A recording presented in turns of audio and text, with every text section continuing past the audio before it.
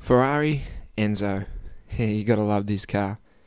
It's got a lot of nostalgia about it as well, you know. In a couple of years it's going to be worth a lot of money, you know. It's going to be a collector's item, but if you're looking for the tune, just skip to it. It's down the bottom there, just click on the little numbers. But besides that, untuned, it's a bit snappy, slow diff, high speed understeer, but the tune speaks for itself when you put it on. But besides that, we'll talk a little bit about the person this car was made after.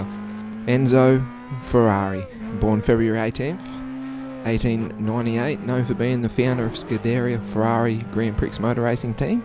It's the F1 team we still see racing today, and also he was the founder of the Ferrari car manufacturer. But back to his early life, his father Alfredo, as well as his older brother, also named Alfredo, died in 1916 as a result of a widespread Italian flu outbreak, so it was tough living back then.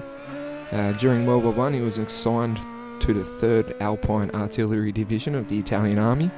Upon returning home, he found that the family firm had collapsed, unfortunately, poor bugger. Having no other job prospects, Ferrari eventually settled for a job at a small car company called CMN, redesigning used truck bodies into small passenger cars. A good idea, recycling. He took up a racing in 1919 on the CMN team, but didn't have that much success. He left CMN in 1920 to work at Alfa Romeo, and racing their cars in local races he had more success. He continued to work directly for Alfa Romeo until 1929 before starting Scuderia Ferrari as a racing team for Alfa. Ferrari himself continued racing until 1932. 1937, Alfa took back control of their racing efforts, reducing Ferrari to only director of sports under Alfa's engineering director. Ferrari got pissed, as I would too, and he soon left, insured a contract clause. That was Alfa, that restricted him from racing or designing for 4 years, and they made sure it was met. After that restriction ended, Ferrari participated in Formula 1 World Championship since its induction in 1950. But the first victory was not until British Grand Prix in 1951.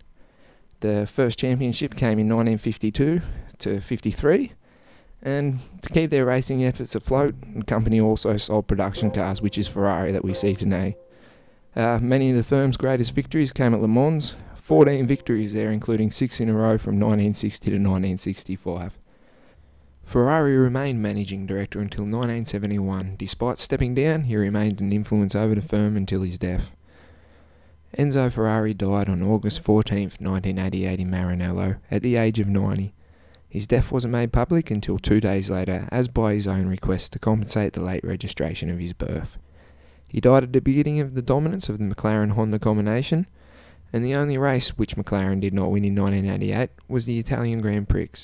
It was held just weeks after Ferrari's death, and fittingly, the result was a 1-2 finish for Ferrari, with Gerhard Berger leading home Mikel Alberto. So, I hope you guys like the little wrap-up on Enzo's life. It's a couple of little cuts. I am reading, if you can't guess, but it is good to look back in time and just see where all this has come from, where it stems. And I hope you like the tune, enjoy the car, I did, and cheers, I'll see you next video.